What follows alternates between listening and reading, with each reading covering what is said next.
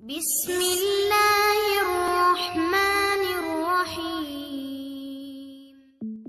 بندر دیگر حیوانات کی طرح ایک حیوان ہے، مگر بعض مفکرین کے مطابق بندر کی پیدائش عام جانوروں کی طرح نہیں ہوئی، بلکہ وہ ایک تبدیل شدہ مخلوق ہے۔ ان کے مطابق آج سے ہزاروں سال قبل حضرت داؤد علیہ السلام کی قوم بنی اسرائیل میں جب اللہ تعالیٰ کی نافرمانی کی تو بطور سزا انہیں بندر اور سور بنا دیا گیا تھا۔ اس سخت عذاب کا ذکر قرآن مجید کی آیاتوں میں بھی ملتا ہے۔ تو کیا آج بھی زمین پر جو بندر موجود ہیں وہ قوم بنی اسرائیل کی نسل سے ہیں جو آج تک اس عذاب میں مبتلا ہیں؟ اس بات میں کتنی سچائی ہے ہم اس ویڈیو میں جانیں گے۔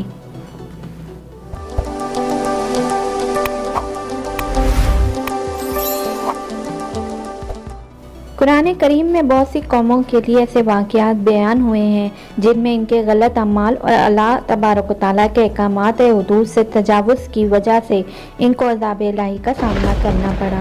اس سلسلے میں ایک مشہور اور عبرت ناک واقعہ اصحاب سبت کا ہے۔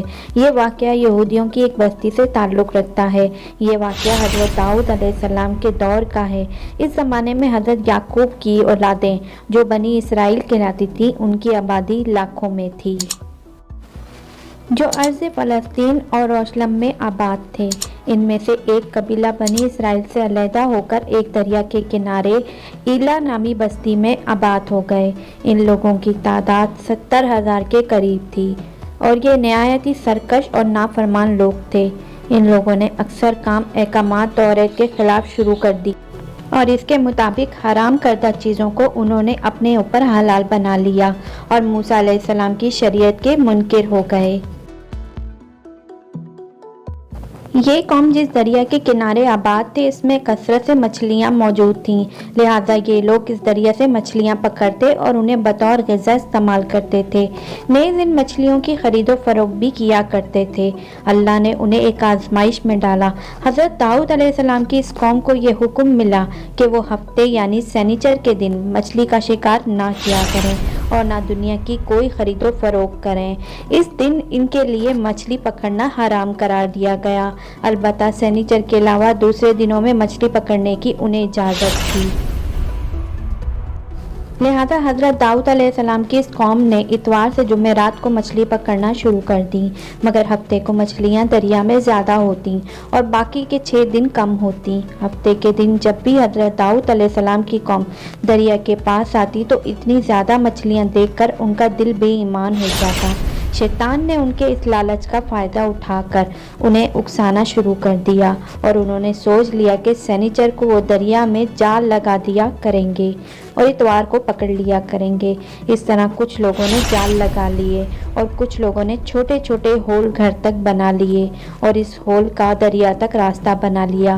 ہفتے کے دن جب مچھلیاں ان ہولز اور جال میں آ جاتی تو وہ اسے پکا کر کھا لیتے۔ اس بستی میں اللہ کے کچھ نیک بندے بھی موجود تھے۔ وہ کہنے لگے، اے لوگوں، اللہ نے ہفتے کے روز شکار کرنے سے منع کیا ہے۔ یہ جو تم جال پھینکتے ہو یا چھوٹے چھوٹے ہولز بناتے ہو ان میں ہفتے کے دن اگر مچھلی پھنستی ہے یہ شکار ہفتے کے دن کا ہوگا۔ اللہ کے عذاب سے ڈرو، اللہ کی نافرمانی نہ کرو۔ وہ لوگ ان لوگوں کا مذاق اڑانے لگے کہ یہ ہماری جو مرضی ہوگی ہم وہ کریں گے۔ تو یوں اللہ کے ان نیک بندوں نے بستی کے بیچ میں ایک دیوار کو کھڑا کر دیا اور یہ حکم نافذ کیا کہ اللہ کی نافرمانی کرنے والے اس طرف ہو جائیں اور ہم جو اللہ کے فرما بردار ہیں وہ اس طرف رہیں گے۔ وہ سارے لوگ بار بار ان سے کہتے رہے، اے لوگوں، اللہ سے ڈرو۔ قوم سمود اور قوم لوط کا جو حشر ہوا اس کو یاد کرو، اللہ کی نافرمانی نہ کرو ورنہ تم پہ بھی کوئی عذاب آ جائے گا۔ وہ سارے نافرمان جن کی تعداد 12,000 کے آس پاس تھی سب ہنستے رہے۔ وہ سب کہنے لگے کہ یہ سب کتابی باتیں ہیں، ہم پر کوئی عذاب نہیں آئے گا۔ بس جیسے ہی وہ گروہ 2 حصوں میں تقسیم ہو گیا، ایک وہ جو اللہ کے فرما بردار تھے اور دوسرے وہ جو اللہ کے نافرمان بندے دیوار کے اس طرف تھے۔ وہ نافرمان پوری رات ہنستے رہے، مذاق اڑاتے رہے اور اللہ کے خاص بندے دیوار کے اس طرف اللہ سے معافی مانگتے رہے۔ اگلے دن جیسے ہی صبح ہوئی تو نیک صالح انسان اٹھے۔ ان لوگوں نے محسوس کیا کہ دیوار کے اس طرف سے کسی انسان کی آواز نہیں آ رہی تھی، جیسے دیوار کے اس طرف چڑھ کر دیکھنے لگے تو دیکھا کہ سارے کے سارے لوگ بندر کی شکل میں تبدیل ہو چکے تھے اور بندروں کی حرکتوں کو انجام دے رہے تھے۔ ان لوگوں میں سے جو ان کے رشتے دار تھے انہوں نے ان بندروں کو کپڑوں سے اپنے اپنے رشتے داروں کو پہچانا اور چیخ کے رونے لگے، اللہ سے معافی مانگنے لگے۔ لیکن اللہ کا جب عذاب آتا ہے تو وہ ہو کر رہتا ہے۔ وہ 12,000 لوگ جو بندر بن چکے تھے کچھ بھی کھا پی نہیں پا رہے تھے اور یوں 3 دن بعد وہ سب اس عذاب میں آ کر ہلاک ہو گئے۔ اللہ کا عذاب بہت سخت ہوتا ہے اور نافرمان اور سرکش لوگوں کے لیے جب عذاب الہی کا فیصلہ ہو جائے تو اللہ کے حکم سے پوری قوم اس طرح ہلاک ہو جاتی ہے کہ وہ آنے والے لوگوں کے لیے ایک عبرت بن جاتی ہے۔ بہرحال یہ نظریہ کہ موجودہ بندر ان لوگوں کی اولادیں ہیں جن پر عذاب آیا تھا یہ غلط ہے، کیونکہ ان سے پہلے بھی دنیا میں بندر موجود تھے اور صحیح روایتوں کے مطابق بنی اسرائیل کی یہ قوم جب بندر میں تبدیل ہو گئی تھی تو 3 دنوں تک یوں ہی زندہ رہے اور پھر وہ روتے روتے ساری قوم مر گئی، لہٰذا ان کی نسل آگے نہیں بڑھی۔